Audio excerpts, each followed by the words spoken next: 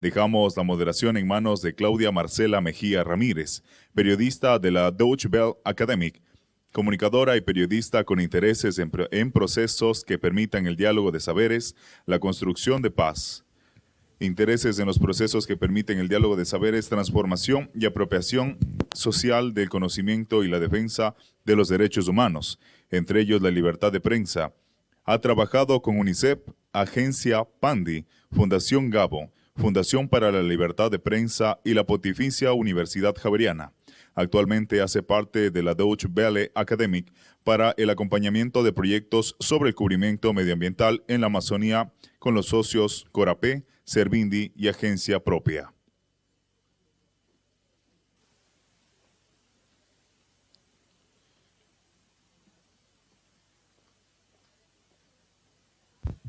Ya la encontré. Gracias.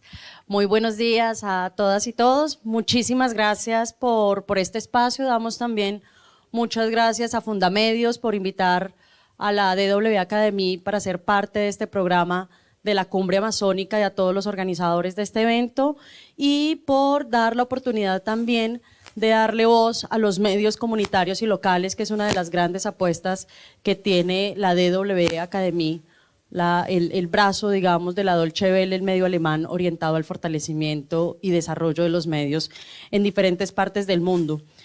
Para no alargarnos mucho, ya que el tiempo está bastante recortado, les damos la bienvenida entonces a esta mesa de miradas locales e interculturales a los conflictos ambientales en la Amazonía.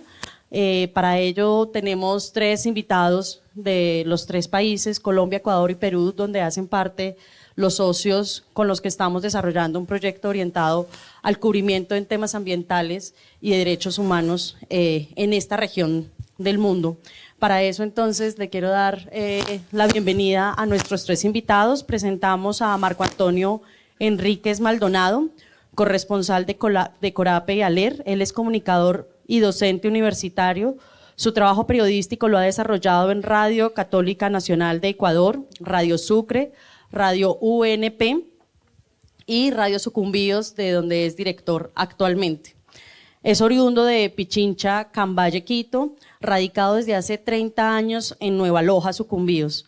Sus estudios universitarios los desarrolló en la Universidad Central y en la Universidad Tecnológica Equinoccial. Gracias. Ha sido catedrático en la Universidad de Azuay, Oclac, y sigue en este momento como director de Radio Sucumbíos. También nos está acompañando Jorge Agurto, fundador de la agencia de noticias Servindi en Perú. Él es comunicador social y periodista de formación esencialmente autodidacta. Sus raíces de identidad las encuentran en el pueblo Sechura, en la costa norte de Perú. Es fundador de la agencia Servindi, de los medios virtuales más importantes de la región latinoamericana, especializada en la cobertura de temas indígenas, ambientales y del cambio climático. En los últimos 20 años,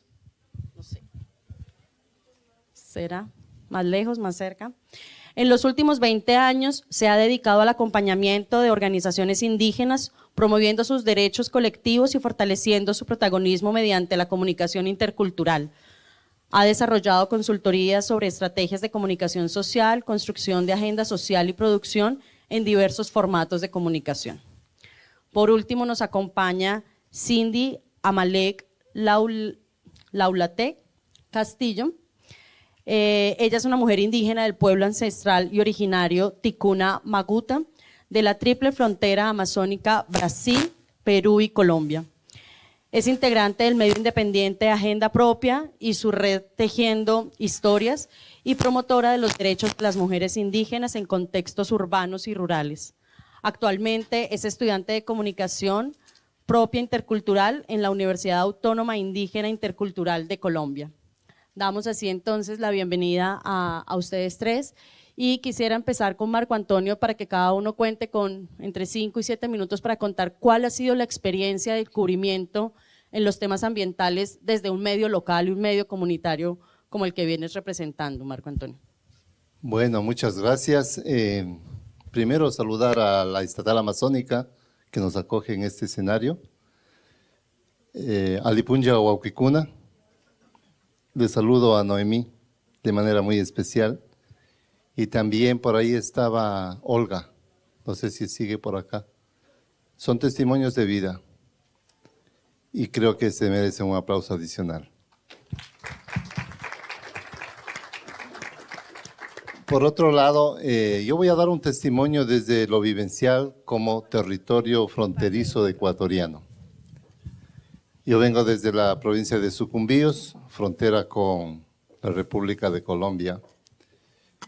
Y la frontera es del San Miguel, pero para los estados, en la realidad es integración el río.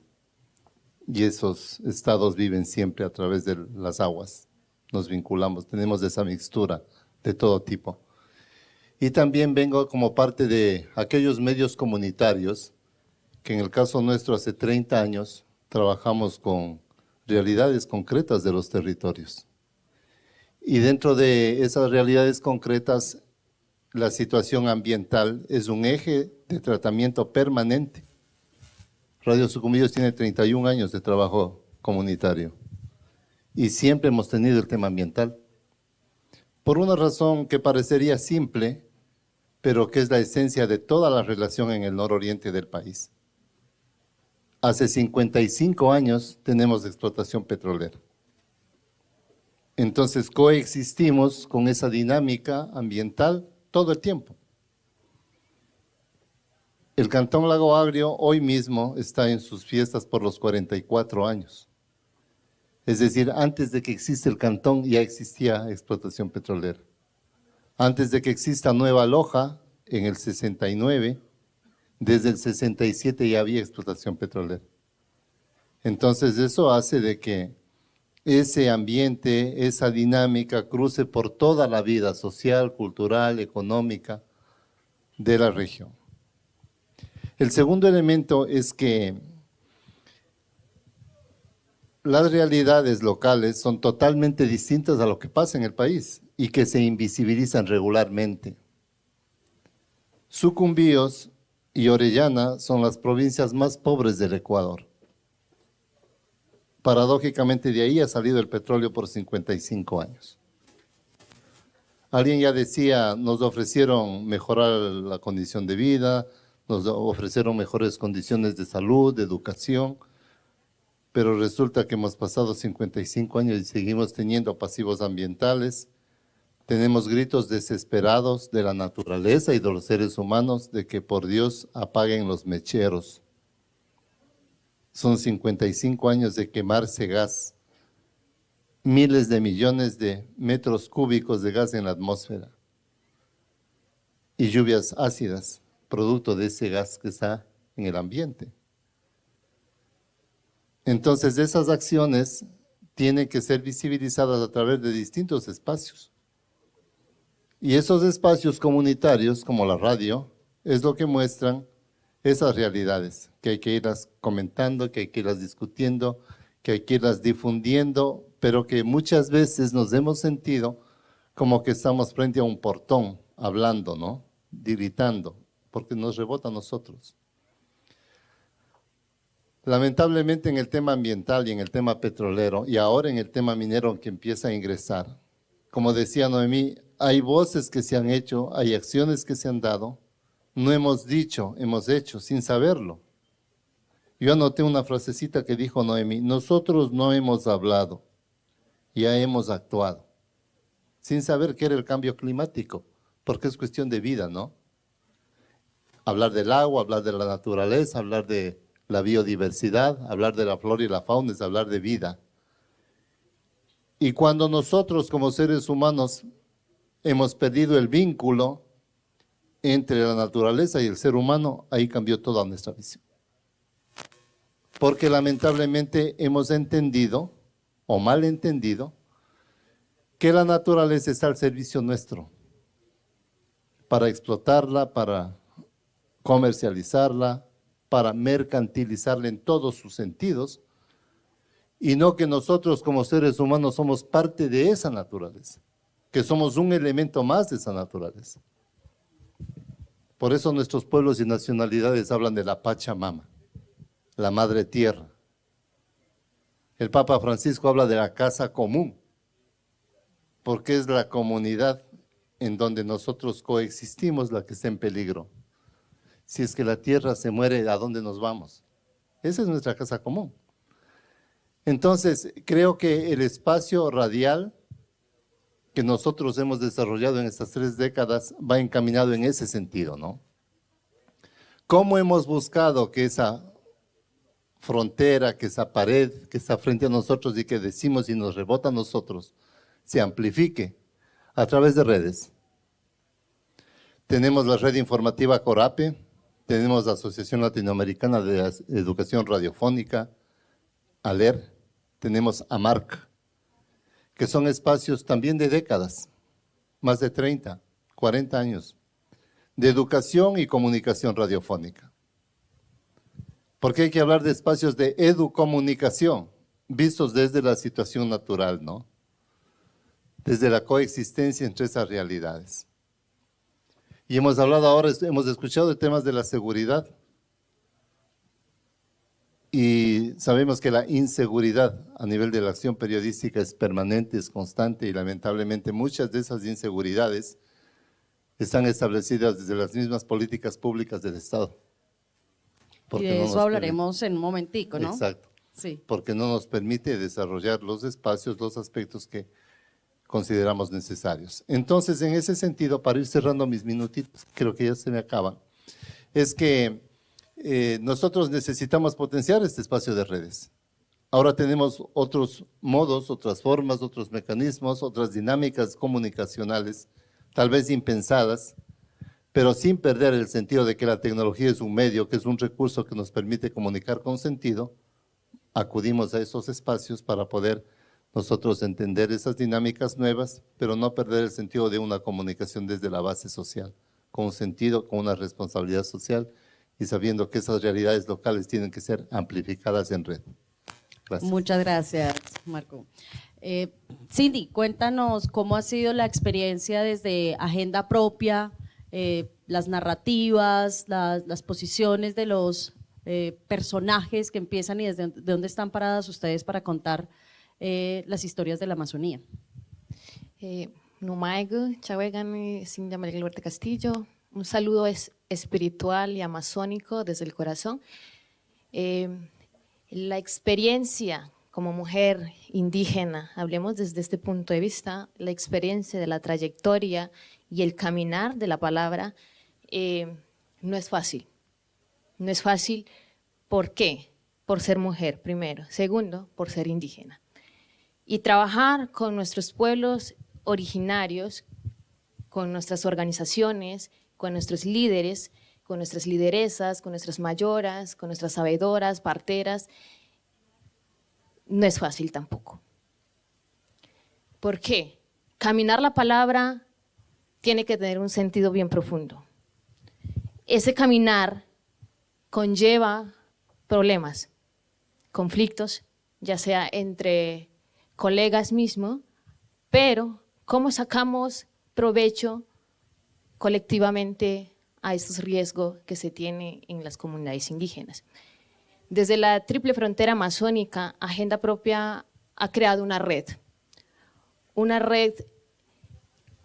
con las comunidades indígenas, con los sabedores, con las organizaciones, con los líderes también que hacen parte, porque digamos la organización hace parte del territorio también. Para poder contar hay que tener estas bases principales desde las espiritualidades y el respeto que se merecen en las comunidades indígenas. También se genera esa armonía, porque si no hay una armonía, esa desarmonía en los territorios, en la parte amazónica, no estamos haciendo absolutamente nada. Agenda Propia ha caminado de antemano con mujeres periodistas indígenas que se refleja desde el sentir, lo que llamamos el sentir del comunicador, el sentir del periodista. Yo puedo comunicar desde mi sentir, pero ¿qué hago si la comunidad, si el territorio no siente lo que estoy haciendo? Si voy en contra de la voluntad de ellos. Ellos son los que me avalan qué debo contar y qué no debo contar. Creo que en este espacio de construcción que se viene generando con Agenda Propia, como periodistas comunitarias indígenas, va más allá. Va más allá. No solamente es contar por contar. Queremos es que las voces propias de los territorios sean respetadas, no sean vulnerables, sino respetadas. Desde el respeto de esas voces diversas, estamos hablando de los niños, estamos hablando de los sabedores, estamos hablando de esta nueva generación. ¿Cómo queremos contar? ¿Qué queremos contar? A eso nos apuntamos también como periodistas indígenas, como mujeres, ¿quiénes nos van a guiar en el territorio? Yo como mujer indígena, yo sé que soy del territorio, yo sé que hablo con mis organización, yo sé que hablo con mis representantes legales, yo sé que estoy encaminando en el territorio. Pero más sin embargo, si estoy caminando en el territorio, como mujer indígena también, tenemos también unos problemas grandes. ¿Cómo caminamos para armonizar nuestros pasos también? Cuando digo armonizar nuestros pasos es cómo vamos a contar. ¿Qué es lo que queremos contar fuera de nuestro territorio? Sabemos que en nuestras comunidades indígenas y como mujeres indígenas llevamos el conocimiento del saber. Pero ¿cómo queremos que no solamente se nos quede en la oralidad? ¿Cómo queremos contar hacia afuera? ¿Qué queremos contar con ese proceso de crecimiento también dentro de las comunidades indígenas? Y ahora el río, el agua, todo, como decía la compañera acá, que admiro también, decía, todos tienen voces, ¿no? La tierra, el aire, los árboles, todos tienen voz. Y esas voces, ¿cómo debemos interpretarlas? Y si no sabemos interpretar lo que queremos decir hacia afuera, lo van a tomar de una manera no tan agradable. Queremos que esas voces de las comunidades, de los pueblos indígenas sean respetadas. Yo siempre digo, respetar la palabra siempre lo ha hecho los pueblos indígenas, desde el respeto de la palabra. Y cuando hablamos respeto a la palabra, es así como nosotros queremos transmitir que el medio donde esté trabajando, el medio donde se pueda editar, que también tenga un editor intercultural, donde se pueda juntar esas voces, donde esas miradas sean concretamente a lo que se quiere llegar. Como mujer indígena no es fácil ser periodista dentro del territorio también, porque el territorio tiene riesgos, tiene muchos riesgos, pero estamos haciendo lo que queremos porque queremos hacerlo y que lo que sentimos lo estamos mostrando hacia afuera. Yo creo que con eso el caminar es mucho, hay que caminar con cuidado, porque si caminamos muy rápido nos resbalamos y no nos levantamos fácilmente. Ahí vienen los problemas graves. Muchas gracias, Cindy. Ahora, Jorge, ¿qué nos puedes compartir desde la experiencia de Servindi y estas oportunidades que se dan desde este periodismo con una perspectiva intercultural? Nosotros cuando nos acercamos y empezamos a conocer más de cerca al movimiento indígena, ¿no? A los pueblos indígenas, descubrimos mucho, ¿no? Mucho que le ha dado un poco sentido a nuestras vidas, ¿no? Porque somos conscientes que hay una crisis civilizatoria, ¿no? Hace poco hemos publicado un artículo muy bueno sobre el tema de la extinción, que lo ha hecho una activista de Acción Ecológica de España, pero es una profesional destacada y da cifras muy contundentes, da datos, enfoques sobre este tema de la crisis civilizatoria. Y nosotros descubrimos que los pueblos, especialmente los amazónicos, los andinos, tienen una alternativa, ¿no? Entonces, en este proceso yo quisiera resumirlo en valorar primero su perspectiva, su visión, su enfoque como pueblos que buscan vivir en armonía, ¿no? Con el ambiente, con la vida. Ellos plantean no el desarrollismo, el extractivismo, sino en el Perú le dicen vivir con los árboles en pie, ¿no? O sea, un tipo de desarrollo, pero con los árboles en pie, sin talar los árboles, ¿no? Y por otro lado está el tema de la agenda que tienen los pueblos indígenas. Los pueblos indígenas tienen una agenda que está constantemente en desarrollo, constantemente en crecimiento, ¿no? La forma de enfocar el territorio, por ejemplo, que tienen los pueblos indígenas no es la misma que tienen la mirada jurisdiccional y política, ¿no? Que el territorio está dividido en provincias, está dividido en departamentos, o la visión extractivista, ¿no? El plan IRSA, ¿no? Ahora que se llama COSIPLAN, que busca integrar, ¿no? Es un megaproyecto de más de 50 proyectos para justamente ver la forma de cómo sacar los recursos de la Amazonía para el mundo, ¿no? Para otros, ¿no? Pero esa lógica destruye otras lógicas del territorio, ¿no? Entonces, por ejemplo, cuando analizamos el problema del territorio, hay diversas miradas, diversos enfoques, ¿no? Cuando enfocamos el tema del desarrollo, hay diversas miradas, diversos enfoques y necesitamos pues conocer, aprender, acercarnos a entenderlas para poder hacer un periodismo intercultural, ¿no? Y en este proceso nosotros hemos encontrado que formar comunicadores indígenas o ayudar a comunicadores indígenas a que sean corresponsales y ellos mismos escriban y narren sus historias es una estrategia poderosa y sostenible, ¿no? Porque son gente que tiene una vocación muy poderosa y lo va a hacer incluso a riesgo de su vida, ¿no? Gracias, Jorge. Si el público tiene preguntas que quiere hacer a nuestros invitados, estamos muy atentos de recibir los papelitos para transmitirles las preguntas. Mientras tanto, quisiera quedarme con esto que estabas mencionando, Jorge, de los riesgos y conectándonos un poco con la sesión anterior. ¿Cuáles son los riesgos que enfrentan los medios locales, los medios interculturales? ¿Cómo lo han manejado? Y Cindy, ahorita hablabas de las posibilidades o las dificultades que se tiene también de cubrir dentro del mismo territorio. ¿Cómo vives tú esa experiencia de contar las historias también al interior de tu comunidad? ¿Qué retos y qué dificultades encuentras allí?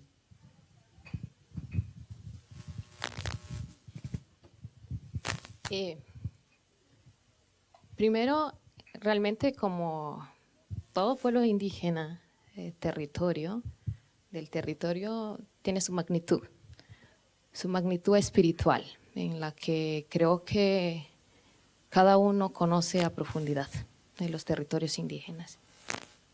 Conocemos, cuando queremos comunicar hay que pedir permiso, ¿no? Eso es algo natural en los pueblos indígenas, en los territorios amazónicos, desde la espiritualidad. ¿Cómo caminamos? ¿Cómo caminamos la palabra dulce que llamamos nosotros? ¿Cómo caminamos a armonía con la naturaleza para poder contar? Y que la misma naturaleza también nos indique y nos guíe qué comunicar, para dónde tenemos el enfoque diferencial de otros medios comunicativos, ¿no? Desde la interculturalidad. Realmente el riesgo de comunicar en territorio hay muchas, ¿no? Hay muchas realmente. Primero, voy a repetir con el tema de ser mujer, primero, por ser mujer y por ser indígena también del mismo territorio. Hay muchas, digamos, la discriminación de ser mujer, de ejercer un cargo de reportería, de poder co-crear en los territorios, de poder avanzar, de poder caminar la palabra de una manera respetuosa, que se entienda también desde las voces de las mujeres. ¿Cómo narramos nosotras? ¿Qué caminamos nosotras? ¿Qué queremos hacer entender desde nuestras propias voces indígenas, desde nuestra concepción, desde nuestra percepción, desde la espiritualidad, desde el caminar del calendario ecológico que manejamos nosotros allá, del caminar del tiempo, el caminar en los territorios mismos? ¿Qué nos está indicando? ¿Cómo hacemos que este riesgo sea también parte del aprendizaje? Siempre el riesgo nos muestra muchos caminos de estrategias, de metodologías para poder avanzar en los territorios indígenas en este sentido del periodismo, ¿no? Caminar no va a ser fácil, dar paso tampoco, pero cuando tú te enfrentas a estas situaciones, aprende a caerse, a levantarse y con la frente en alto a caminar, viendo las realidades de los pueblos indígenas. Cubrir estos temas de cambio climático, palabra muy de afuera, llamamos nosotros, no es una palabra que los pueblos indígenas amazónicos tengamos en cuenta. Por eso hablo del calendario ecológico que nosotros manejamos, las estaciones, la luna, el sol, el invierno, la lluvia, la sequía, el verano. Manejamos esos tiempos para ver cómo ha cambiado todo en el calendario ecológico que tenemos en el tema amazónico. Se ha visto un cambio tremendo, se ha visto afectaciones similares a los territorios. El agua es algo muy importante para mi pueblo, que es ticuna, porque nosotros hemos nacido, nos han sacado nuestros ancestros del agua, que es fuente de vida, pero al mismo tiempo también no ha hecho vivir, sentir desde la espiritualidad de los pueblos indígenas amazónicos. El agua para nosotros es algo que no se puede contar, no se puede decir por decir, porque lo sentimos desde nuestro corazón, desde la espiritualidad, desde nuestro ancestros, desde el canto del agua, desde cómo llora el agua, cómo fluye el agua, cómo sus cabelleras del agua sacude y nos muestra el riesgo que se está pasando ahorita en el territorio donde estoy. Todo una afectación grande, en el sentido que, por ejemplo, estamos frontera también con Perú y Brasil. Todo es fluvial. Andamos en lancha, en botes, en canoas, y eso se basa todo acerca también sobre la mercancía ilegal, que es el narcotráfico.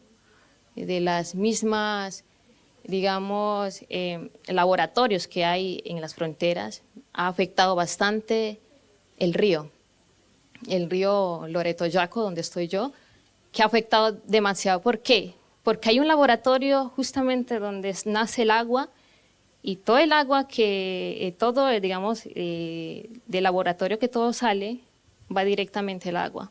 Y las comunidades están siendo afectadas por eso. Se han visto heridas, las comunidades indígenas más cercanas a ese laboratorio, ya no hay peces para pescar, los animales se nos están muriendo, se nos están yendo, y eso es una preocupación grande porque las autoridades saben que se está mostrando eso, pero las voces, toca hacer unas voces más fuertes, toca colocar las voces más fuertes, en pie, lucha también, como llamamos, y todos esos mecanismos nos sirven desde la construcción, desde la metodología, cómo contrastar todo lo que tiene que ver con el calendario ecológico de los pueblos amazónicos. Desde la espiritualidad comenzamos, porque eso es lo que nos muestra y eso es lo que tenemos que hacer desde el caminar. ¿Qué queremos caminar y qué queremos mostrar para que eso no suceda más en las zonas fronterizas, que es Brasil, Colombia y Perú?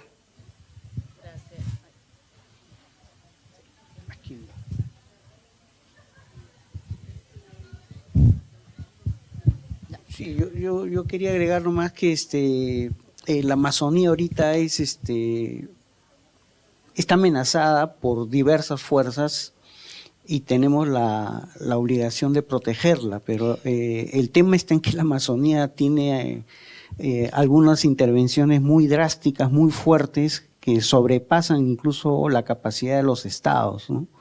Y este tema de seguridad lo tienen todos, ¿no? Frente a ese tema de que no se puede controlar la seguridad, ¿no? Porque son los propios líderes ambientales los que son asesinados. Muchos defensores ambientalistas también son asesinados en Perú por defender derechos. Están surgiendo respuestas, ¿no? Algunas respuestas, por ejemplo, hay una tendencia en Perú a formar los gobiernos autónomos, ¿no? Son los pueblos que se están organizando y constituyendo gobiernos autónomos para controlar sus territorios, ¿no? Y el concepto de seguridad indígena amazónica están surgiendo con diversos nombres, pero son formas de responder a esta situación de inseguridad, porque estamos hablando no solamente de la tala ilegal, de los mineros ilegales que vienen a veces también armados, sino que estamos hablando también de los sicarios, del narcotráfico, y ese contexto genera un clima de inseguridad que el Estado se desentiende. Y es más, hace poco salió un reportaje de la prensa española, internacional, de que cómo los mismos policías facilitaban armas a los sicarios, ¿no? Porque era un negocio para ellos, ¿no? Entonces, francamente, estamos en una situación sumamente grave en la cual, si hablamos de defender la Amazonía, tenemos que ir más allá del Estado mismo y ver la forma de cómo generar condiciones de autodefensa, de autocontrol, autoprotección, como ha ocurrido en algunos contextos, ¿no? Marcos, ¿cómo han trabajado desde Radio Sucumbíos a estos protocolos de seguridad o qué han desarrollado ustedes para el cubrimiento de estos temas tan sensibles y que tienen posibilidades de riesgos bastante altas? ¿Qué han hecho ustedes? A ver, yo voy a ser complementario a lo que han dicho Cindy y también Jorge. La inseguridad es de fuera, no es de adentro. Y cuando Cindy habla del tema del respeto a la organización, eso es lo fundamental. Yo les voy a pedir luego que podamos ver un video de 2 minutos, 3 minutos, de lo que hacemos. Y es que nosotros tenemos a nuestros agentes propios en las comunidades. Por eso la radio es comunitaria. Los riesgos son externos, son del Estado, son de los grupos de poder. Uno se siente gratificado el hacer comunicación en las comunidades porque está respaldado por la comunidad. Entonces el riesgo de la comunicación nuestra no está en la gente de nuestras comunidades, de nuestros recintos, de nuestras comunas, de las asociaciones, porque es un respaldo para ellos el que llegue la radio y que difunda y que dé a conocer y que se informe sobre eso. Los riesgos son para otros sectores. Tenemos, por ejemplo, derrames petroleros. La gente necesita que la radio vaya y se difunda ese hecho y que se busque una solución, una remediación, una compensación, que haya algún medio que se interese porque eso se conozca en otros sectores y que llegue a las autoridades y que tomen medidas de remediación, de compensación, de lo que sea, ¿no? Entonces, el riesgo no es interno, el riesgo es externo. Y la radio es la compañera que está con la gente para que se amplifiquen esas voces. Alguna vez decían, la radio es el medio del que le da voz a los que no tienen voz. Eso es una falsedad. Todo el mundo tiene voz. Lo que pasa es que no nos han dado posibilidades de expresarnos. Entonces tienen que ser las voces propias las que digan lo que les pasa a esas comunidades. Yo no puedo hablar por el pueblo afro, pero sí que un hombre y una mujer negra vayan y hagan su programa Voces de Holgorio en la radio. O yo no puedo hablar por los quichuas o por los shuar o por los cofanes, porque ellos tienen que decir Samashun, Yuminsagme, Cuse, porque ellos sienten eso. Y pueden decirlo como actores directos. No darles diciendo nosotros, porque estamos cayendo en ese colonialismo alargado, ¿no es cierto?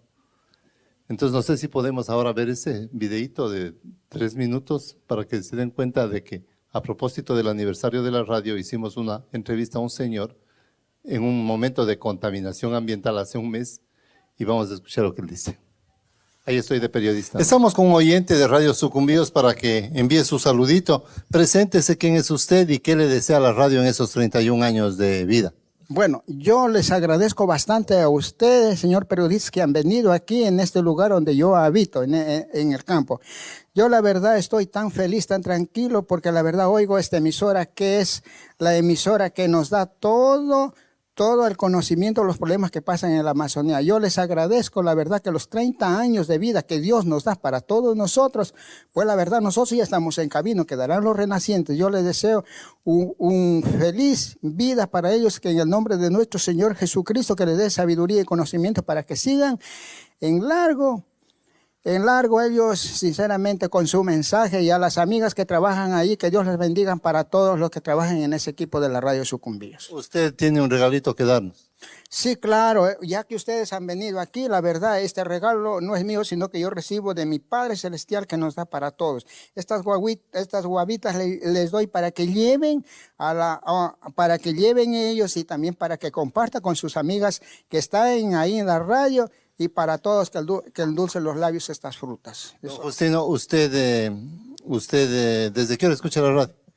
Yo dejo de comer, me despierto a las 5 de la mañana, desde las 4 de la mañana yo estoy ya yo ya escucho la emisora, la radio Sucumbíos. Para Catarishunchi. eso, con Catarizunchi. Eso yo escucho. Él deja, estudia, o sea, da el reporte 1 hora desde las 5 ya con.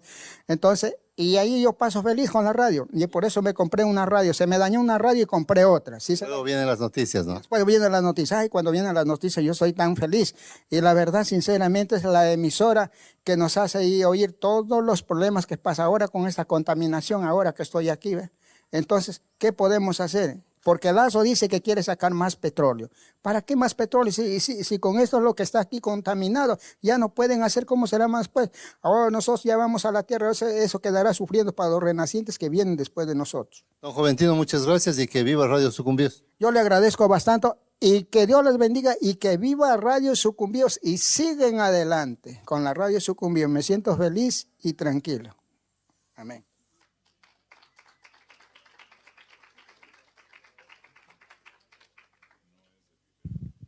Marcos, en estos 30 años de trayectoria en el oficio periodístico con Radio Sucumbíos, ¿se ha generado algún impacto con las investigaciones que han desarrollado más allá del relato de esas investigaciones? ¿Ha ocurrido algo? ¿Se ha generado un impacto local, nacional, no sé, algo que nos puedas contar en ese sentido? Ha ocurrido bastante, porque primero la permanencia de la radio por 30 años es un hecho significativo.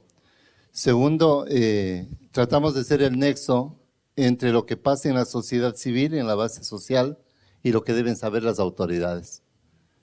Entonces, la radio es mediadora. Debemos ser espacio de mediación entre lo que pasa con nuestras comunidades y lo que las autoridades quieren o deben o no quieren escuchar, ¿no? Entonces se transforma en un espacio de presión. Después de eso, de la contaminación, yo tengo que ir a las direcciones de ambiente del municipio, del gobierno provincial, a Petroecuador si es que quieren hablar, porque hay ese centralismo, ¿no? Todo es en Quito. Los hechos, las situaciones complicadas, los desastres suceden en la Amazonía, pero las decisiones se toman en Quito. Una vez que nosotros publicamos esta contaminación en el río Conejo hace un mes, en donde se escapó crudo por más o menos 4 horas, inmediatamente desde Quito enviaron el boletín, sabotaje en el oleoducto. Y claro, a sabotaje no hay compensación y no hay remediación. Pero esa es la versión de Petroecuador. Nunca supimos cuáles pruebas, cómo saben, de qué establecieron, por qué sabotaje, cuando resulta que esa tubería tiene 55 años y la vida útil es para 30. Entonces cada vez hay derrames petroleros. Pero ellos con la figura del sabotaje, legalmente a la gente lo dejaron ahí, hasta ahora. Entonces la radio tiene que ser ese parlante que por un lado la gente dice, denuncia, se moviliza, pero también nosotros tenemos que buscar la contraparte y exigir respuestas a esas necesidades. Y esa ha sido la dinámica permanente de la radio. Gracias. Jorge, ¿qué oportunidades se tiene de trabajo colaborativo entre los medios locales, medios comunitarios e interculturales con medios nacionales e internacionales? ¿Cuáles son las principales diferencias y oportunidades que puedan existir allí para cubrir este tipo de temáticas?